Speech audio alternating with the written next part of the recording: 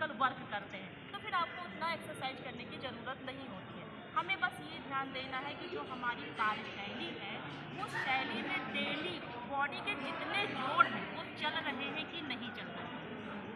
अगर वो डेली हमारे काम के दौरान, जो हम अपनी दिनचर्या में काम करते हैं, अगर उसके दौरान वो चल रहे हैं, तो मुझे शारीरिक और एक्सरसाइज करने की ज़रूरत नहीं होती है। और अगर हमारे कार्य के दौरान वो नहीं चल रहे हैं, तो मुझे अपने शरीर पर आधा घंटा समय देना होगा प्रतिदिन। जितने जोड़ हैं, जोड़ हमारे पैर से शुरू हो जाते हैं, कलाइयाँ, फिर घुटना, कमर, साइड, शोल्डर, कोहनी, जरा वीडियो बना लो एक, जरा सा हम लोग बैठे हैं, बना लो। हाँ, इधर देख, इधर चले जाओ, इधर चले जाओ। शारीरिक रूप से अस्वस्थ कैसे होते हैं? हमारा रक्त संचार सही नहीं होता। ज़्यादा देर बैठे रहते हैं, रक्त के आप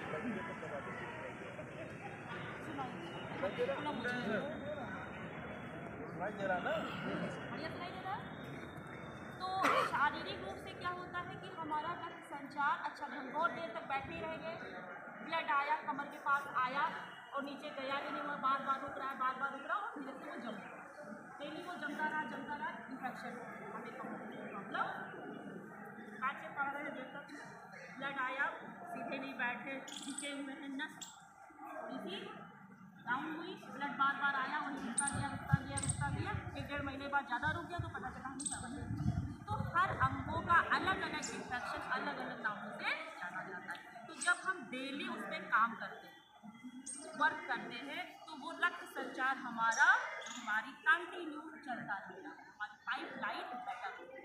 उसके लिए हम वॉक करते हैं, दौड़ते हैं, हमारी नसें मुलायम होती हैं, रक्त लिक्विड होता है, फिर थक्के जम जाते हैं, विटामिन की कमी हो जाती है। तो ऐसे कारणों से हमारी बॉडी में शारीरिक समस्याएं आ जाती हैं।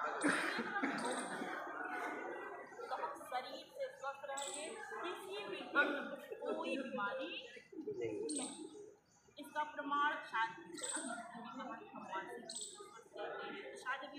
सीखा था,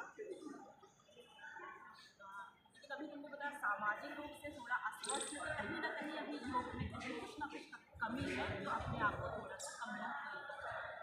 तो शारीरिक रूप से स्वस्थ रहने के लिए हमें शारीरिक श्रम करना होगा, चाहे वो कार्य के दौरान कर ले, अगर हमारा कार्य ऐसा नहीं है, मानसिक काम है, तो हमें एक्सरसाइज करनी होगी। अब एक्सरसाइज में चाहे योग कर ले, चाहे जिम कर ले, एरोबिक कर ले, कई सारे एक्सरसाइजें होती हैं, लेकिन बेटर अच्छा सब होता है, लेकिन सबसे अच्छा योग में शारीरिक श्रम के साथ साथ सांसें सिखाई जाती है।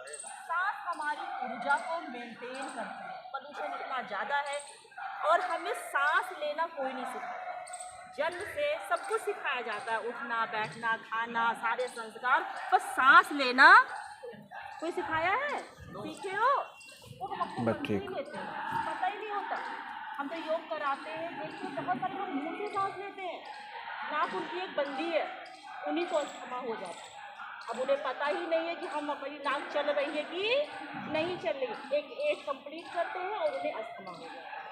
तो जब हम योग करते हैं, सांस लेते हैं, तो मुझे पता चलता है मेरी नाक चल रही है कि नहीं चल रही है। और डेली अगर नहीं भी चल रही है तो हम अभ्यास करते हैं तो वो नली बिल्कुल क्लीन हो जाती है। तो ये फ़ायदा हमको योग से मिलता है, वो आपको जिम से, एरोबिक से, जुम्बा से नहीं मिलेगा। वहाँ सांसें नहीं सिखाई जाती हैं, सिर्फ शरीर पे श्रम करना सिखाया जाता है और इस श्रम से हमें ऊर्जा मिलती है। अब मानसिक शारीरिक खत्म हो गया, एक्सरसाइज करना चाहे वो हम काम के दौरान कर लें, अगर हमारा काम फिजिकली नहीं है